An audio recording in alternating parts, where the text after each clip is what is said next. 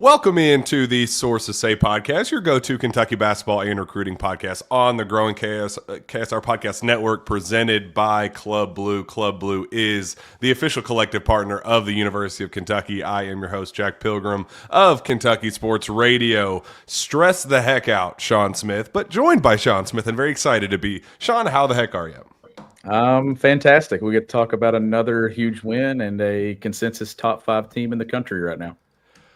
We do. It was the Mark Pope show tonight, so we are juggling both of those things. Pope talked at 6 o'clock, happened to share just the most eloquent, beautiful stories of all time, talking about Kerr Kriisa and how they shared this beautiful emotional moment during film today of after Kerr broke his foot, got back on defense to contest the shot, said that they were just emotional, and it was just a really overpowering moment in film. So obviously had to get that on the website, and then they got a Lamont Butler update about his status for Colgate in Louisville. So I had to scramble to get that done before we could, had to take care of my first job to get to my second job. But hey, we have an unbelievable victory to talk about, Shawn. An all-time game, one that I think we will all be remembering for a very, very long time. 90-89 overtime victory over the Gonzaga Bulldogs. One that I don't know if you could experience more differing emotions throughout the game, how things go just one extreme to the other to finish in overtime in just overwhelmingly just ridiculous fashion. You go down down 18 with 19 minutes left in the game, up 7 in overtime. What a swing of emotions that finishes very fortunately in Kentucky's favor. Yeah, and you're going to be hard-pressed to find 2 better wins on Selection Sunday than what Kentucky has in its non-conference resume with now Duke and Gonzaga. But instant classic that I unfortunately had to watch the second half at 3:30 a.m. in the morning because I fell asleep, not planning to. And you were the guy that Mark Pope was talking about. No, he called you out specifically. Said if you fell asleep at halftime, you're going to wake up pretty damn sad. That's you. It wasn't that I didn't think they were going to win. Like, I was engaging in conversations the entire first half that they were going to have a chance and that they're right there. They just got to clean up this, clean up that. But I woke up to a Stephen Peak text in our group chat, and that's when I was like, there's no way that happened. And I looked up the score, and they'd won by 1. I instantly got up, turned the TV on, watched the second half at 3:30 in the morning, took notes, and watched it again, and I think I crashed again at like 6 a.m.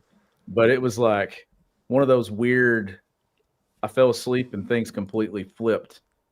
And what a tale of 2 halves it was. And for Kentucky's sake, another really good win, Jack, where when the league is so good and a gauntlet like it is this year, having something on your resume in the non-conference, but what Kentucky has is a pretty big deal. We get the official update today. Kentucky is a consensus top 5 team. Duke somehow jumps them in the AP poll, which, I mean, yeah, the Auburn win was really impressive for them, but it happened on their home floor. How Kentucky can go to Seattle, beat a very, very good, in my opinion, a national title contending Gonzaga team and fall 1 spot to number 5 and let Duke surpass them. Not sure I understand that, but it didn't matter. It's a stupid AP poll. The stat that does matter, though, in the last 20 years, Shawn, every national champion has been in the top 12 of the Week 6 AP poll. Here we are, a really, really strong spot to be in if you're the Kentucky Wildcats. Let's dig into how we got down to begin with, what didn't work for the Cats early on, and just the way they were able to bounce back and respond and kind of just chip away the way that they did, the adjustments that we saw. Put your coaching hat on and just kind of dig into some of those specific adjustments defensively and offensively we saw in the second half, and then just kind of what let them kind of break away a little bit in overtime. But let's start with the ugly first so we can get to the fun stuff. What went wrong early to get down 16 at the half? Well, I mean, when you're giving up straight line drives the way Kentucky was, and not a whole lot of resistance. I mean, any ball screen that Gonzaga was putting Kentucky in, they were getting something good out of it and getting great plays at the rim. And Kentucky wasn't rebounding the ball very well, and all those things. They weren't shooting the ball very well. Like, when you put all those things together, you look up and you got a 14, 15, 16-point deficit at times. But I thought the fact that it didn't get to 20 plus was a big deal to get it where it was at the half, and then you kind of start making your run early. But to me, it was crazy because if you remember a year ago, we're sitting here at Rupp Arena watching Gonzaga just pick Kentucky apart, and the same thing over and over again: roll and replace, high low. And there never were adjustments made in that game. It was kind of like, we're going to do what we're going to do, and we're not going to adjust. And I'm not trying to make a dig at John Calipari, that staff, but to see that Mark Pope had a willingness to do something different, because he's like, well, what we're doing is not working. They're literally straight line drive. That opening to the second half where we gave up an offensive rebound, straight line drive, and then the zone comes. And it was a morphing zone that went to man-to-man. But it to me, it was the most perfect time to do it. You don't want to do it in the first half.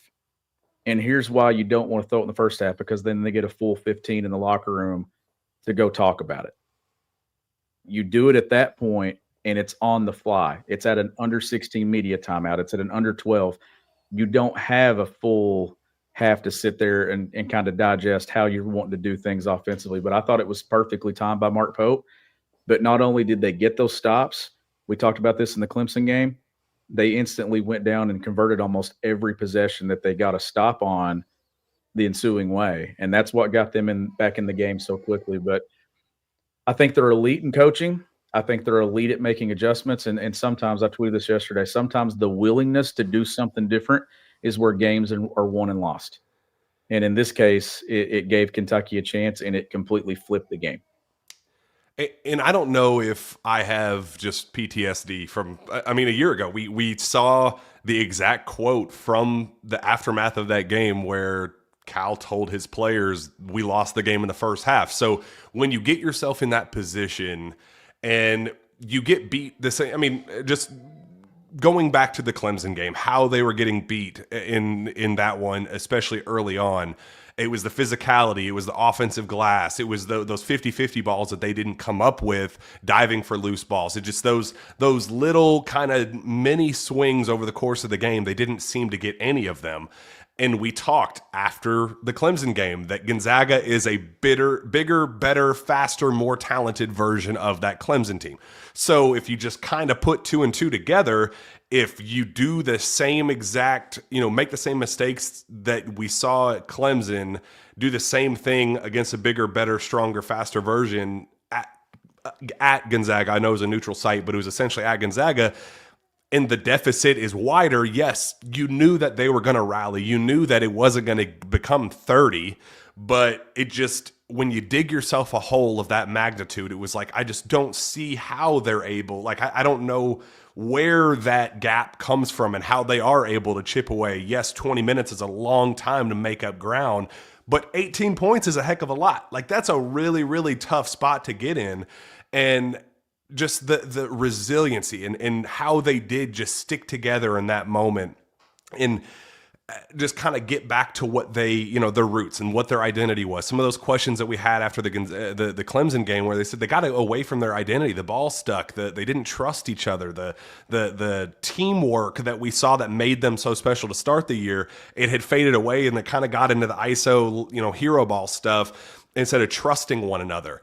We got back to that against Gonzaga, but almost to the best we've ever seen them. We saw actions and plays drawn up and created, shots created and scoring opportunities created that led to the perfect storm. And then, as you said, we see the zone. Then we see some of the defensive, not like they just went total zone for 25 straight possessions.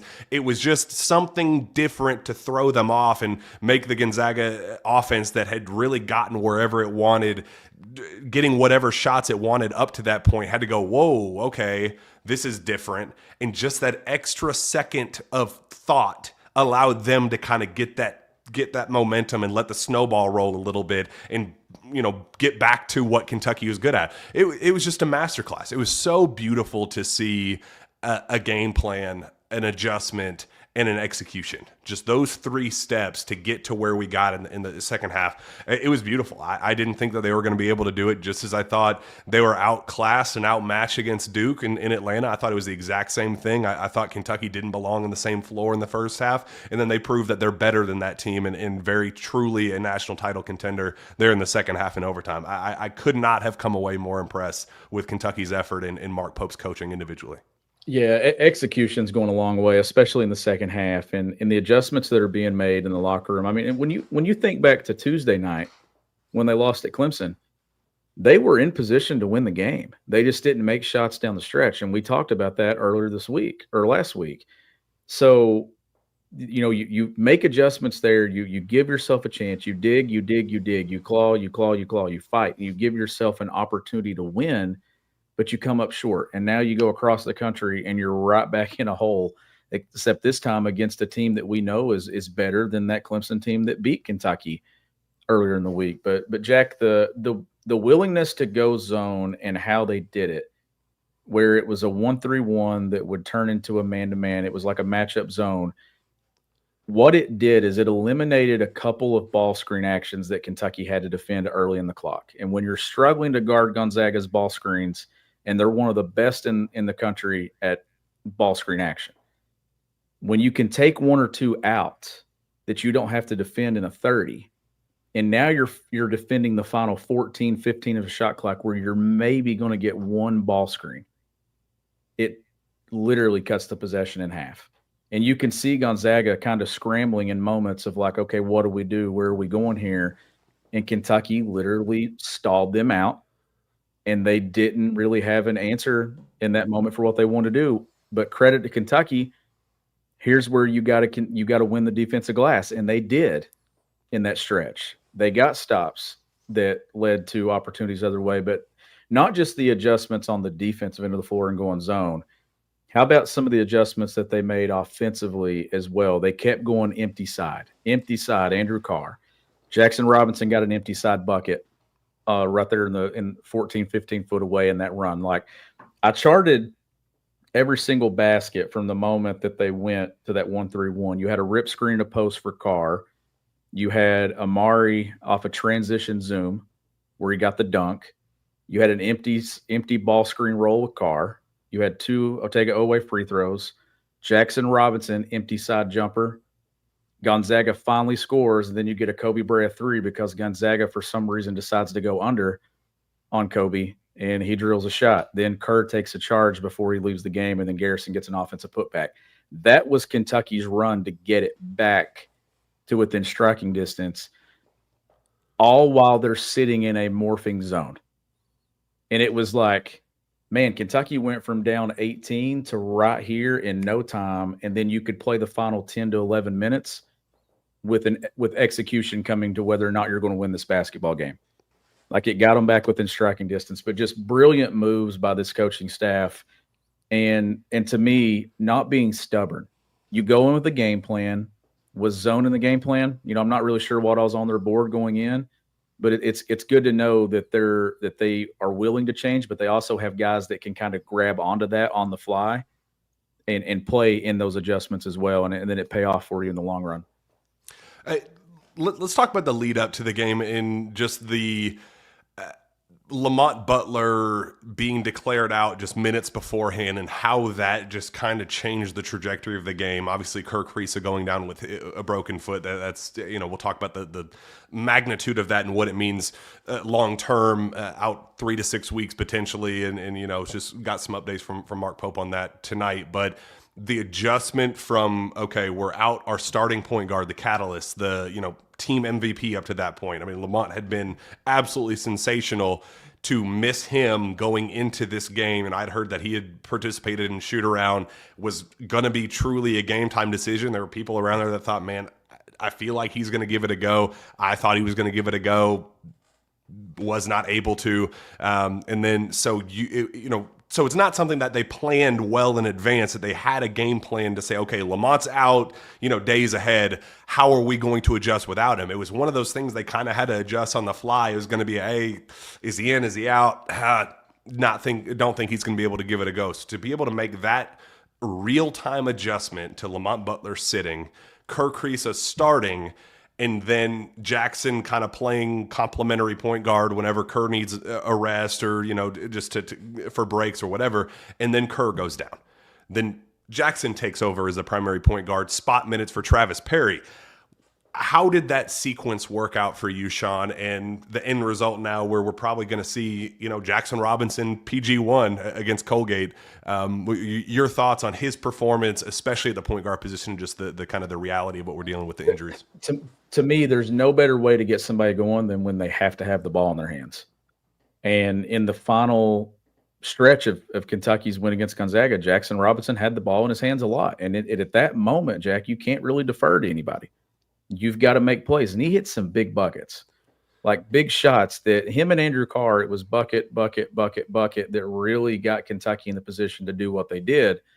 So to me, putting him in that moment, in that spot, yeah, you don't want to have an injury to anybody. You don't want to have it to Kerr, but to me, that elevated Jackson in that moment because he had no other option but the ball in his hands. And I think as he continued to make shots down the stretch, I think he looked more comfortable. And, I mean, he hit a three early in the game. He hit one early in the second half that kind of jump-started Kentucky's offensive momentum in the second half. So, like, they need him to be a shot maker. They need him to be a guy that late you can punch it in the post to Andrew Carr and get some stuff, but you've got to have that perimeter threat as well. And I think when you put those two in some actions together, you got a lethal combo that can do a lot of good for you offensively. But getting more reps at the one and getting them here against Colgate before you go into Louisville and some of these other games close in December, I think it's important because you want to have as much depth as possible at that spot. And even if Lamont is able to go, you're still going to need Jackson to get you some minutes there if Kerr is out for a bit. I think the resolve for him in that second half and just kind of when it was like, all right, it's do or die time. It's put up or shut up time. You have no choice but to step up in this moment. And the way he was able to do it, it was brilliant. I mean, he had really, really thrived in some of the mid-major competition where, the pushback wasn't significant. Just call a spade, able to rack up stats and kind of, slow start and really kind of find his footing against some of the lesser competition. But then 0 for 4 against Duke, 1 point, Mark Pope having to kind of really push that. Well, he really came up big for us defensively. Well, what about his playmaking? What about, trying to keep that coach loyalty up, keep the hype going, and make sure his confidence doesn't waver in his first kind of big spotlight game as a Wildcat. He follows that up with a 5 for 13 performance down at Clemson. Solid second half, but really struggled again, kind of similar to this last game where it really wasn't finding anything going in the first. Then when you get the deficit that Kentucky gets, down 16 at the half, while he goes 1 for 8 from the field, 1 for 4 from three, it does kind of just build that, all right, man, this is kind of what we brought you here to be. You were the high dollar, kind of the premium product out of the portal that we kind of push all of our chips in on you. When is the time going to come?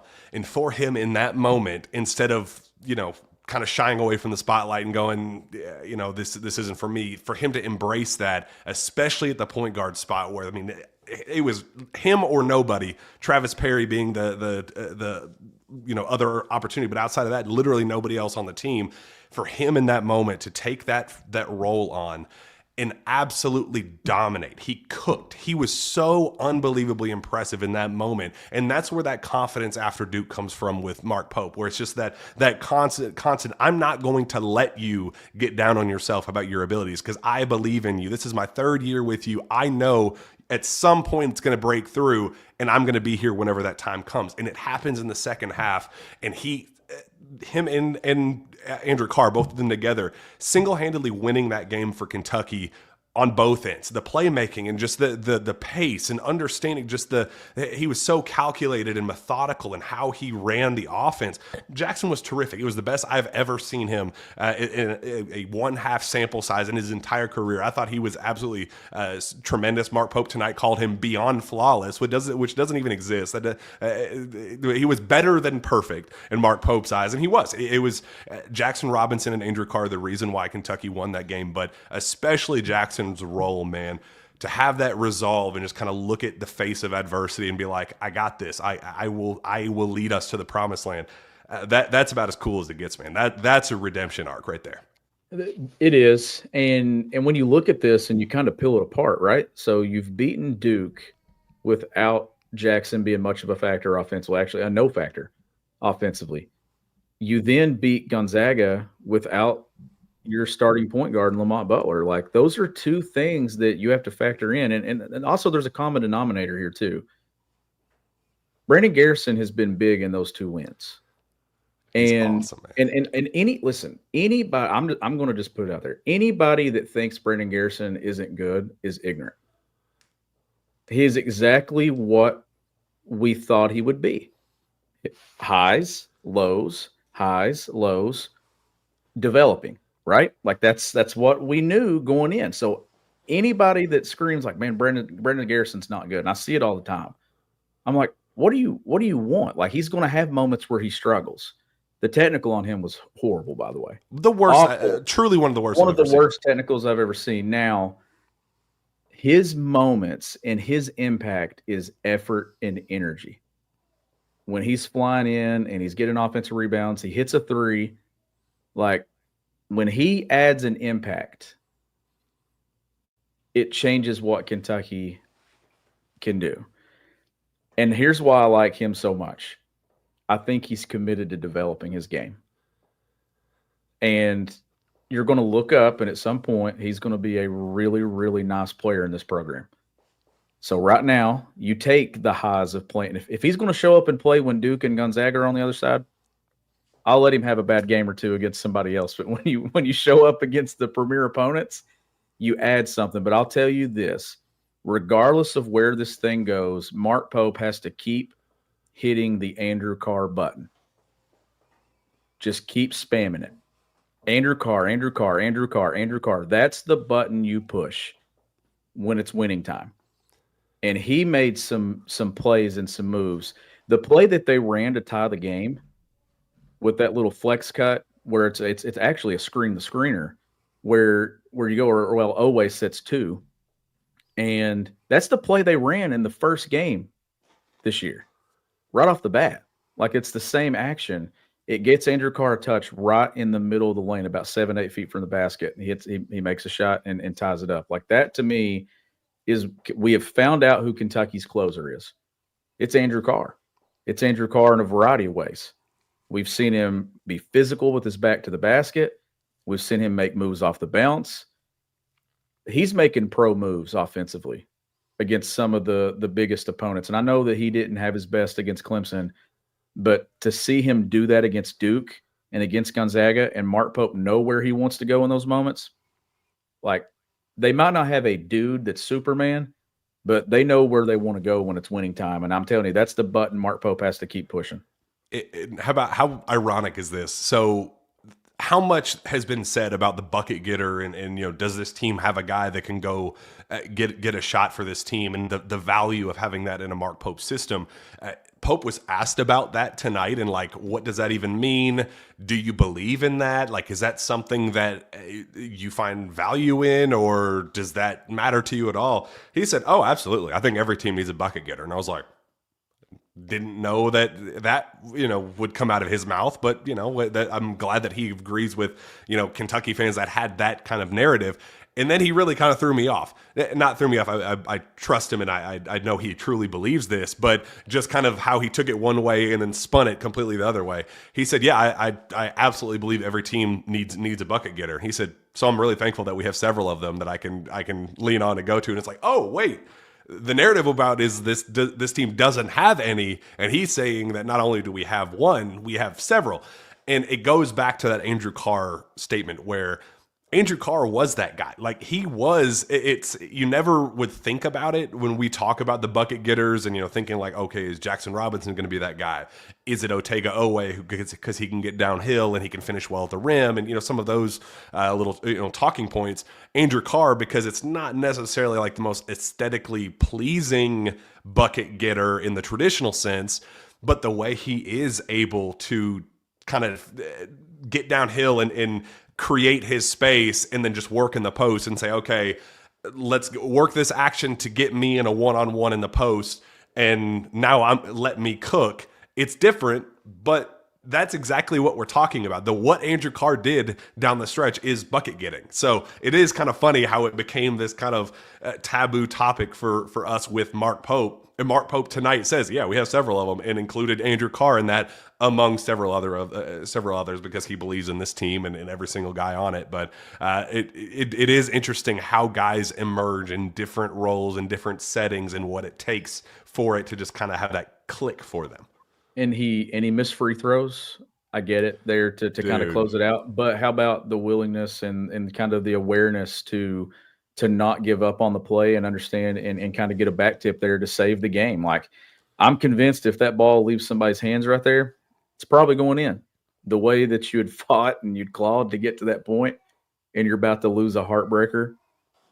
And you mentioned it when we opened the show. It's significant to be ranked where they are right now in the country. Ken Palm continues to climb. They've got 2 wins against top 10 teams in Ken Palm. Like, they're beating good teams. They lost to what I think is going to be one of the better teams in the ACC. And I know the ACC is not good, but they didn't make plays in that moment at Clemson. They made them in the second half against Gonzaga.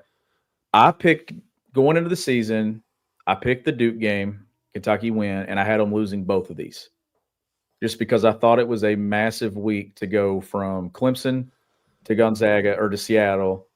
And I just didn't know what Kentucky had. But then I think you and I picked them to win out in non-conference play after that. Well, now when you look up, Jack, they're building a resume in the non-conference, and that's something that's not been done around here in a long time. Like the last 5 or 6 years, the non-conference resumes, other than the Kansas win that Cal got a few years ago at Allen Fieldhouse, the non-conference resumes haven't been good. Outside of a neutral site game against Michigan, or you beat Michigan State and champions or something like that, the out-of-conference slate, now Kentucky's got a 1-seed resume when it comes to just the non-conference. That when you get into a league that has 10 teams, is it 10 or 9 in the top 25 this week? Like, I know State's in the back end, right? 14 of the 16 were receiving votes. I know that, and I think it's 10. Okay, so double-digit teams ranked in the top 25. That tells me that in this league, your league champion may have 5 losses this year. Like, we're going to have to get used to, if the league is going to look like this, we're going to have to get used to 12-6 seasons in the league being good. And that goes for everybody. When you're talking the way Florida is, the way Kentucky 9, by is, the way. Tennessee, it's not 9. Mississippi State snuck in at 25, so 9. Tennessee, number 1 in the country. You're looking in Oklahoma's in there. And Missouri just gets a big win against Kansas. Like, the league is really, really good. So to have some substance to your resume in the non-conference this year, it's bigger this year than I think it ever has been, because you've got to have something. And a lot of times Kentucky went into January the last few years, Jack, with nothing on the resume outside of maybe a win here and there. And I think it matters. And I think it's going to put Kentucky in a position to be a really good seed on Selection Sunday. They're going to take their losses in the league. Everyone is. Like this, nobody is running through this league this year. There's going to be games and weeks where a lot of teams are going to split. The league is just so good. But to get these 2 wins in the non-conference with still a couple more to go, I just think it bodes well for where they want to be, 3.5, 4 months from now when it's Selection Sunday. And I know you're the man whenever it comes to quad 1 wins. Every single SEC road game that Kentucky has on its schedule is a quad 1. So just think of, and it works both ways, right? Because there are opportunities for some slip ups, and it's going to lead to some temporary frustrations and go, should have had that one, because the league is so difficult. And so it might not be, had this team been assembled with the same coach in, 2013 or whatever, there's a good chance that, it's a team that goes into postseason with 3 or 4 losses, right? Because of the way the league is built, there is a chance for this to be an unbelievable team and still have 6 or 7 losses and still be, what does that mean for the seed line after the fact? Because there are, I believe, 15 more quad 1 opportunities this point forward. What does that mean? What is the kind of give and take there, Shawn, of it might lead to some more lumps, but it means the strength of schedule is stronger. It means the opportunity for more quad 1 wins is stronger. So how does that kind of balance out? Well, I think going into this year and the last few years, there was just a lot of pressure to perform well in the league because you didn't have anything on your resume to start with. But now when you've got these two in your corner, and those are 2 teams in Gonzaga and Duke that I think are going to be among the favorites to make a Final Four or make a deep run in March, that whatever you add in the SEC, it's kind of just, insurance to everything that you're doing. You're not having to kind of build your resume before you get when you in January, February, March. You're strengthening it, and losses in the league aren't going to crush you this year. But when you've got to have something in the non-conference, and here's the other thing about this too. Like, I think this is going to be a team that's going to do very well at Rupp Arena. They're going to win a lot of games at Rupp. They're going to take some losses on the road in some of these road venues in the SEC. But what they're showing you is their 2 best wins have been on neutral site floors where it matters. That's where March matters, is on a neutral floor. That was a road game the other night, though, in a neutral building, but it was a road game like Gonzaga. But you also saw Kentucky fans showing up. You could hear them down the stretch of that game. When it cut to the final timeout of regulation, it was all Kentucky fans that they were showing in the building. I don't think they showed a single Gonzaga fan in that segment with the game on the line late. It was all Kentucky fans. But building a neutral site resume, when you look at these 2 wins on Selection Sunday and the committee pulls them apart and they say, that was on a neutral floor. Like, it wasn't at Rupp Arena. It wasn't on the road. It was on a neutral floor in a setting where you win a national championship and compete for a title. I think that goes a long way for you, especially here, if you're Kentucky, to know that you can beat who everybody thinks is 2 of the better teams in college basketball. And like Mark Pope, like I said, the adjustments that were made, you got to have a ton of confidence in Mark Pope given any scenario setting moving forward. If they're down 10, if they're down 12, you got to have confidence that this team's just going to keep chipping away. They're not the most talented team, Jack, but I'm telling you, Mark Pope is doing a lot to win these basketball games, and he's putting his kids in a position to execute, and they are. This is a 2-way street. This isn't a 1-way street. Mark Pope puts them there. These guys make shots, make plays. They buy into the game plan, and what you're seeing is a Kentucky basketball team, the ability to bounce back from losing a game at Clemson. You don't sulk over it. You go and you drop 1 spot. Like, I think you could have kept them at 4. I'm not big on having to move them to 3, 4, 5. I'm cool with it, but I think you could have left them at 4. Honestly, I think that was an impressive week going 1-1. And you talk about just the bouncing back. Like, Andrew Carr is the perfect example of that, having his worst performance as a Wildcat, in my opinion, down at Clemson, where you kind of get the vibe of, okay, he's coming from the ACC. His last couple of performances against Clemson have been some of the best of his career. You kind of expect him to take that kind of game over in that environment, to him to be the one, and he kind of disappears. And him to, like you said, not sulk, not let 1 turn into 2, then become, 1A, 1B next to Jackson Robinson, the best player on the floor. Like, that's this team's identity. Like, they just don't let those emotions kind of rattle them and get to them and let it linger a little bit. So, I mean, I think that's I think that's a really special trait, and that's something that we're going to be talking about, I think, by the end of the season for sure. And 2, we went into this year kind of trying to learn Mark Pope, right? Like, we wanted to see how he handled different outcomes and things. And for the long period of time, we had the honeymoon phase where we didn't have to talk about anything negative with Mark Pope. And then they lose at Clemson. And it was the first time where people was like, is Kentucky going to let us down? Was the Duke game kind of just a fluke? And then you see the ability to bounce back as a staff and go cross country in a 10 p.m. tip on the West Coast, and you come back with one of the biggest wins in recent years in the regular season. And a comeback win at that, where you executed against a coach.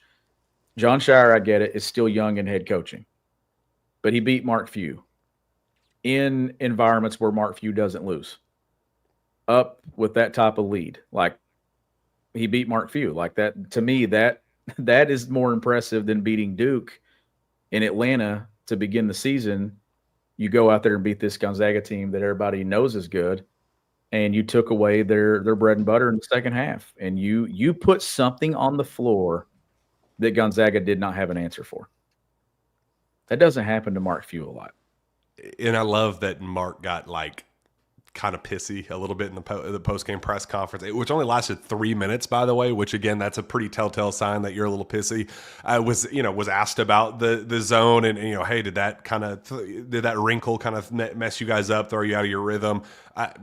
It wasn't even that big, it wasn't even a legitimate zone. It was, we've seen plenty of it. We even got, open shots out of it. We just missed the shots. Just very snarky and very just kind of short and blunt and just, not very encouraging toward Pope, and just kind of the, how hard Kentucky had to work to earn that one, and that was just one of the factors that led to the win. So you can always get the vibe of a coach, if they're overly complimentary and just almost throwing a pity party at them.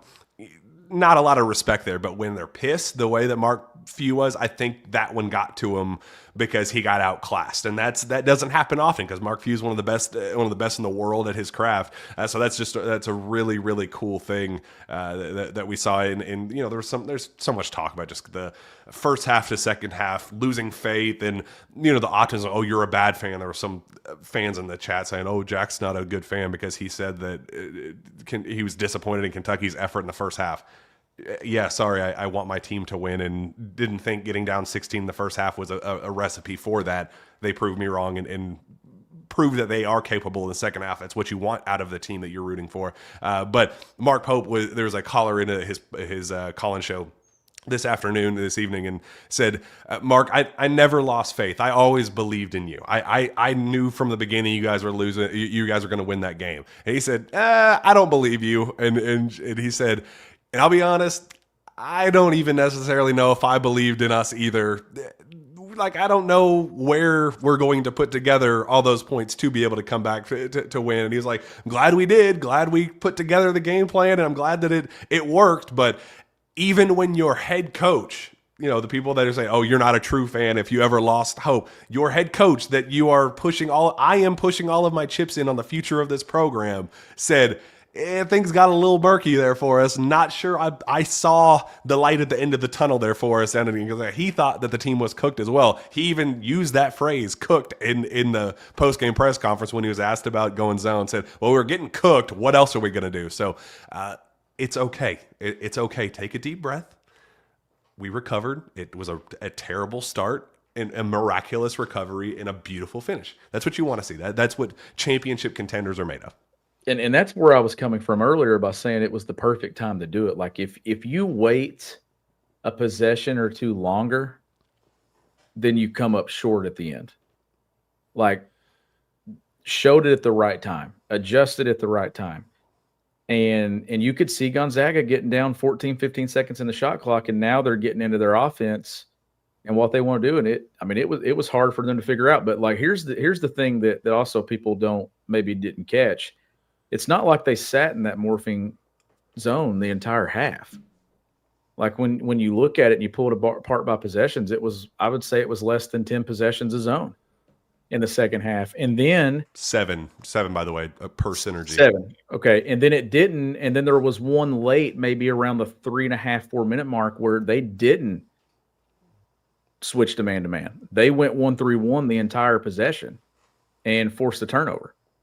So he threw it back at them at another key point to where you're needing to stop. So what we have seen in 3 big-time moments this year is the ability to string stops together. And you saw it in the 3 biggest games that Kentucky played. And the biggest question mark we had going into this year was about what?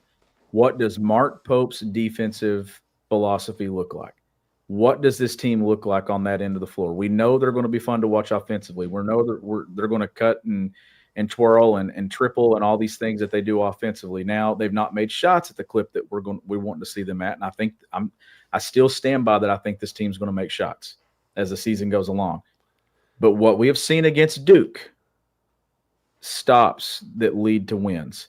Clemson, stop, came up empty offensively. But I left that game more encouraged because I saw the end of the floor that I was concerned about entering the year because I wasn't sure of it.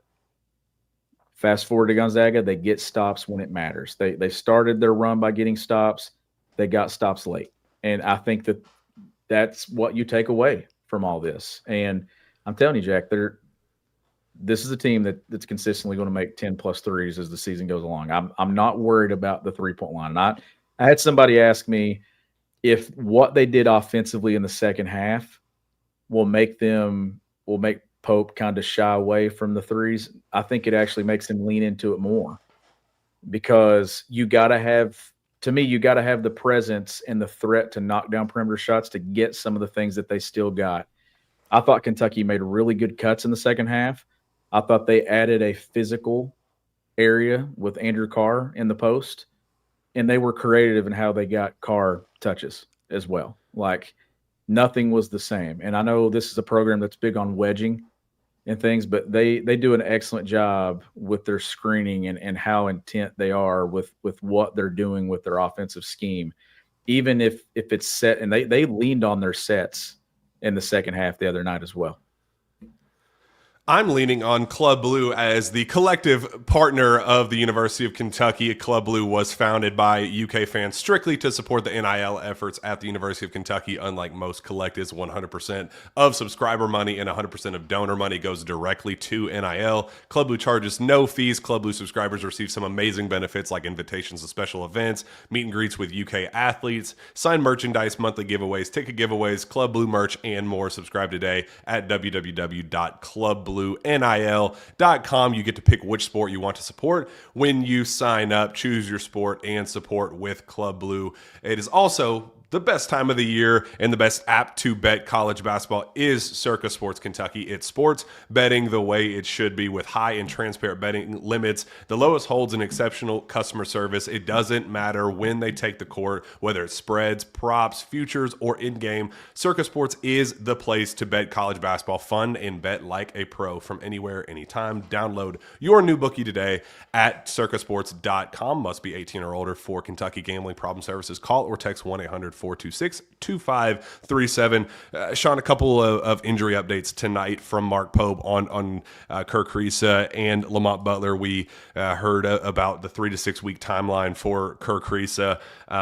It's a tough blow. We've talked about just the intensity and the passion that he plays with. Obviously, he's averaging 4 points a game, 4 assists a game, like not the biggest contributor in terms of a pure just box score numbers standpoint, but the energy and the passion and those kind of intangible things, that's what he brings to the table for this team. What does his impact? Hopefully it's on the sooner side in the 3 week timeline than 6 or later. But I mean, we're talking about a broken foot here. We know those are tricky situations. It's better when it's a smaller, thin guard rather than a heavy, bigger center that we've seen in the past with those really, really tricky injuries. But what is Kentucky missing with Kirk Risa, and just what does it need to replace him in these next couple of weeks with him out? I mean, I think they're missing a guy that plays with an edge, right? Like we know that. Like Kerr plays with a lot of emotion and not afraid of the moment. Does he do some things at times that, like at Clemson, that he that wasn't his night? But I thought he plays with a lot of guts, and he showed that on the play after he was hurt by transitioning back to guard. Like the pain obviously catches him and he throws the ball away. But then he realizes, oh crap, I just threw the ball away. And he decides to transition back and and fight to get a stop. But to me, we knew that things like this were going to happen. We didn't know that they would be rolled ankles or a broken foot or things like that. But we knew Kentucky's depth would be tested at times due to injury, like in the front court and whether it be the back court. So right now, like, who gets those minutes? The way Mark Pope plays, like, is Colin Chandler going to move into those minutes? Or are they going to give Jackson more minutes at the one? Does Travis Perry break in and get some minutes here rotation wise? But to me, like, the good news is that hopefully it's not anything that extends beyond that 3 maybe to 4 week window. And by the time you're hitting a rhythm in league play, he's back. But I didn't have Kentucky going down 2 point guards in 1 week on my bingo card this week. But you're seeing them find ways to still get things done, and doing it on the fly Saturday night was impressive. But I think they need Kerr in that rotation, even if it is a 10 to 12 minute average a game. It's still 10 to 12 minutes by a guy that's played well over 100 college basketball games. And I think there's a ton of value in that. I think that's huge. This isn't, DJ Wagner hurt, turning his ankle, early in the season and still learning the pace of play and just the physicality of the SEC and some of those things where it's not as easy to adjust on the fly as a freshman. When you're 18 years old and you're kind of learning it all for the first time, that's pretty tough to do for anybody that age, no matter how talented you are, dealing with injury in real time as a freshman.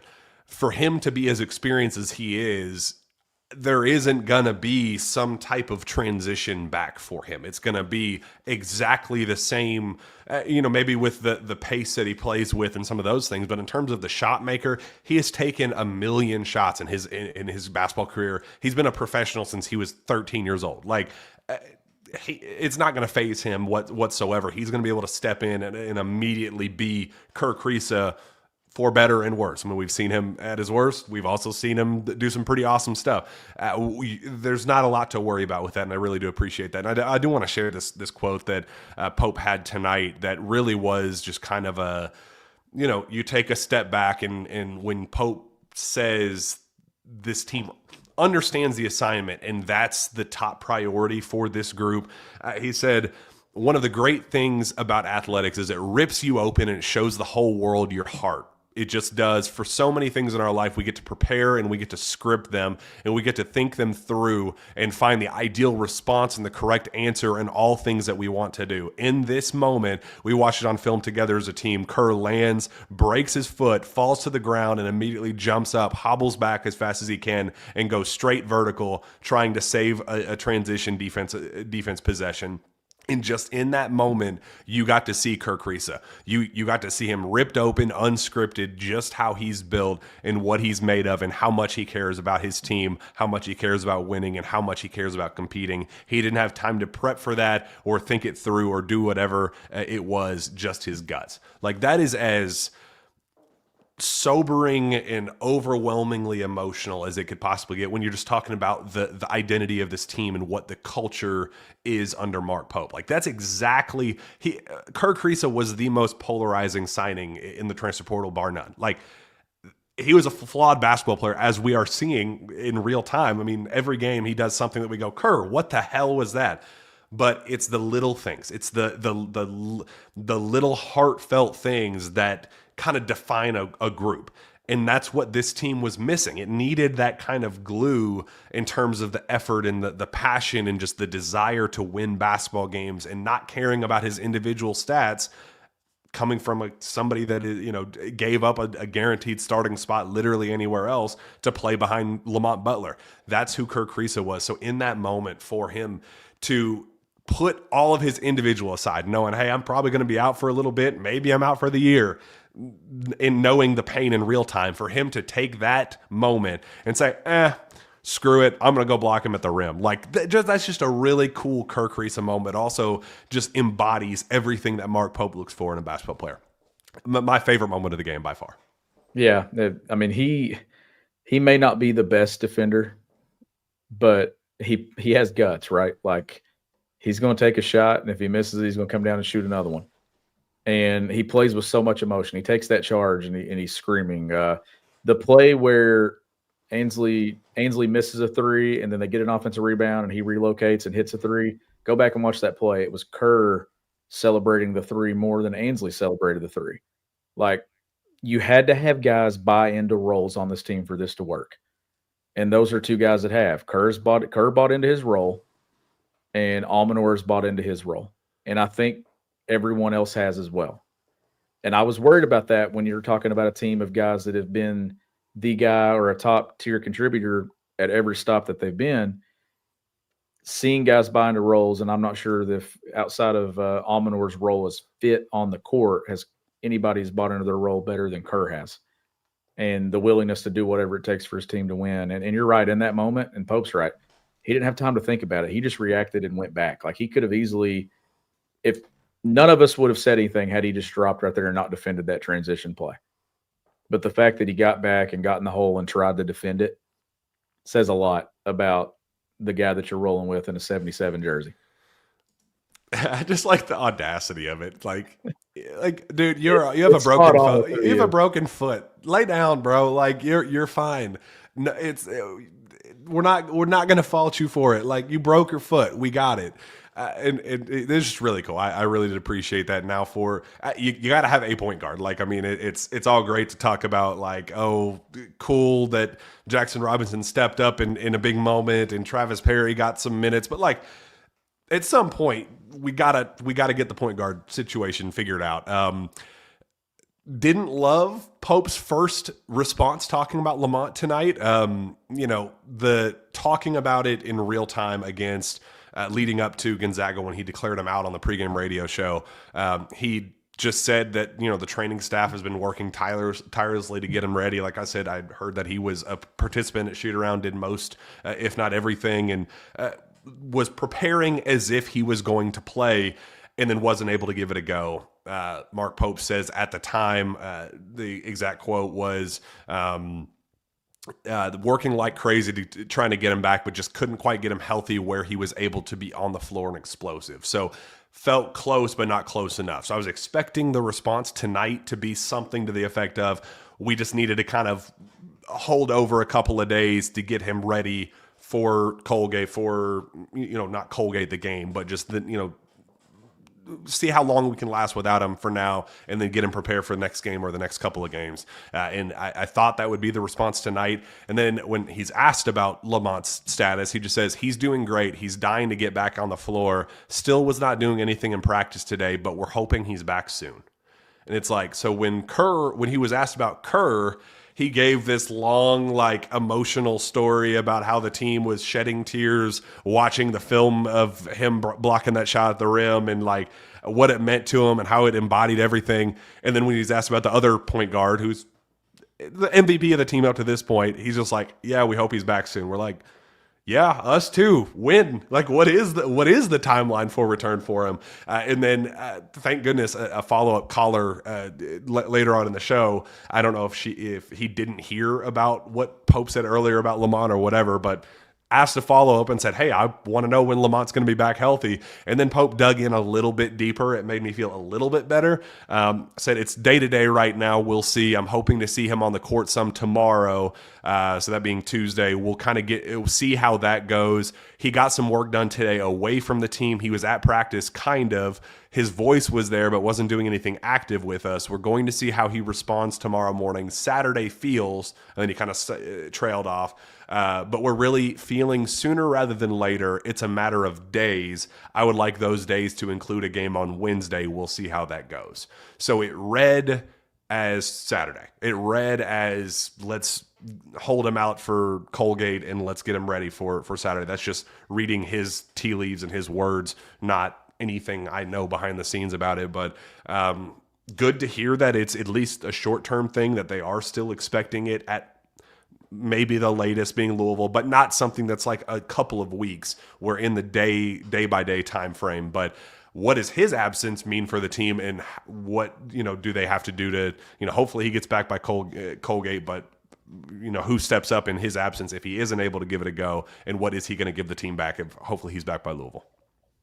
Well, I'll say this, Injuries are never a good thing, but they also reveal some things to you that, to me, if you get some things answered, that maybe make you better in the long run as well. And not having Lamont, you want him, yes.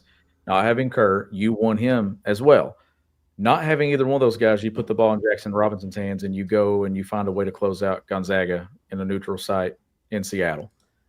And you got a lot of things answered to the point now where I think we're all comfortable if Jackson Robinson is running the one for stretches of play. Or maybe even when they're both back, you still want to put Jackson Robinson doing some things at the one. So you add another element to who you are. So to me, it starts with Jax. Like Jax would probably run that spot, but you're probably also going to have to mix in maybe some Otega Oweh as a primary ball handler at times. Does Colin Chandler get some increased minutes, or is it Travis Perry? Like, is there a split there between those two? To me, you probably lean one more than the other. We saw Travis kind of getting those looks and opportunities down the stretch in the second half against Gonzaga. So is that something that carries over to Wednesday? But to me, all these moments that you go through are kind of just scars that get you ready for what your final product is when it matters in the end. And I think that what you have as a staff now at Kentucky is Mark Pope's like, okay, we know we got Lamont. If we get Kerr back, we know that he's two.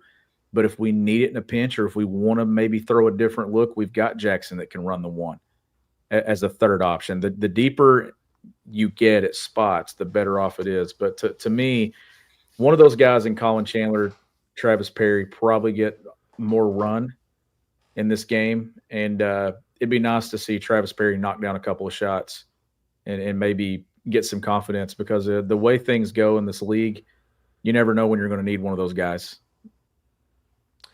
And just to call a spade here, Colgate is the second worst team on Kentucky's schedule. They are currently 272 in the Ken Palm, behind only Jackson State, who Kentucky beat by 49 points. So I'm all for not even thinking twice about sitting Lamont Butler for this one. I know I appreciate the value of, never overlooking any opponent. And Mark Pope was asked about hey, how do you get excited? It's Louisville Hate Week. How do you get excited for the Louisville game? How is your team, preparing for the Louisville game and embracing the rivalry and the hatred that comes with it, and, knowing what it means to this fan base? And he immediately goes back to Colgate and says, Colgate, every game is the most important game on our schedule. That's going to be the next blah, blah, blah, blah. Sticking to the script, driving that point home. And he's like, I know it's boring. I know it sucks, but sorry, that's how we're going to operate. And then another fan asked, what does the Louisville rivalry mean to you? Worded it differently to get you were a former player.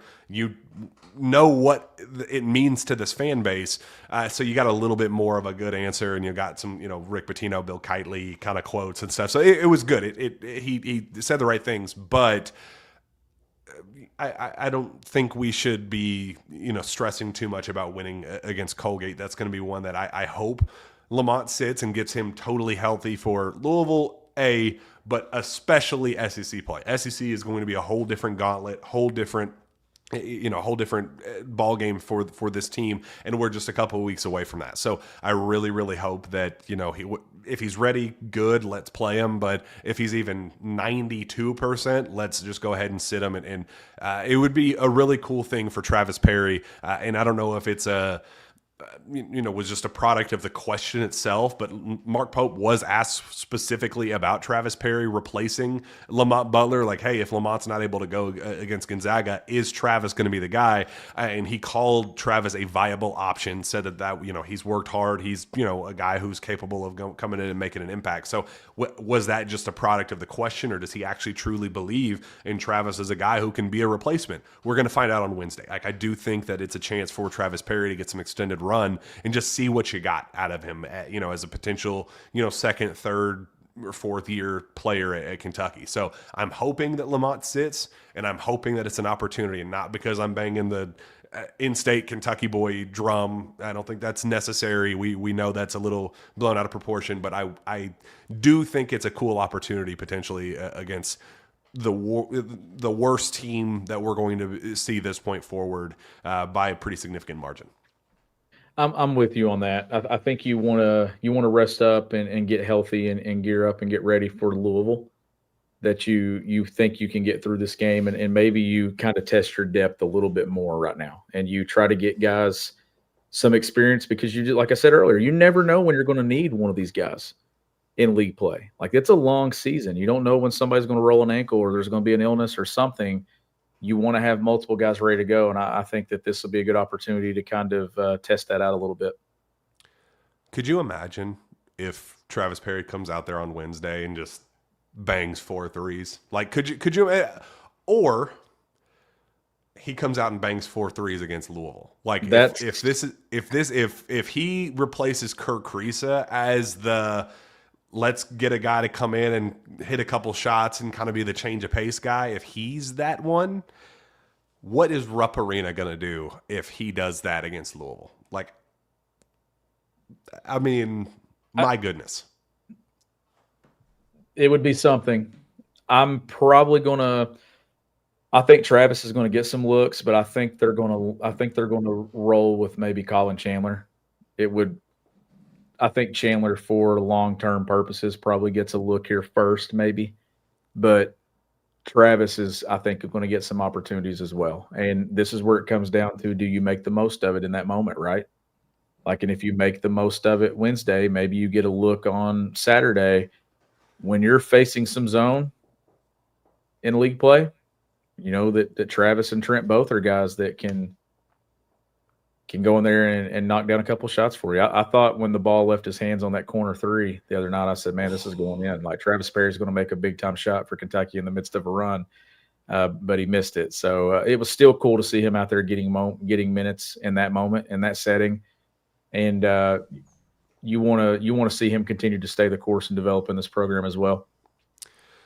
An all-time victory for the Kentucky Wildcats, just one that I think we're going to remember for a really, really long time, one that we saw all of the emotions, the highs and lows, but the ultimate reward that gives Mark Pope a historical victory that puts him in territory that is matched only by Adolph Rupp. He is just the second coach in Kentucky basketball history to win his first 2 top 10 matchups as the head coach. Like, think of the magnitude of that in a history of really, really, really high level coaches, Hall of Fame coaches, there've only been 2, and Adolph Rupp was the first, and Mark Pope happened to be number 2. What is, like, how does that happen? I mean, it makes you feel good, right? It makes you feel like you're living in an era, even though it's a very young era, but there's no denying that those things are special, right? And it leads you to having a ton of confidence moving forward in what Mark Pope can do. Like, he has been so good as the head coach of Kentucky in a short amount of time, but he has proven it in moments where this program came up short for a number of years. And you're doing it in year 1 with a group of guys that he had to go get within 4 to 5 weeks. It's nowhere near the level of talent that he's going to have in this program moving forward to year 2, 3, 4, and 5. But he's doing a great job at putting the guys he has in situations to win basketball games, and he's figuring out who to play through, combinations to run, getting that spark off the bench from Brandon Garrison. Is it the spark off the bench from Almanor? Like, the perfect blend, and the staff is doing an excellent job as well. And he stays poised through it all. He's the same guy, up 18, down 18. We have seen it. He's the same.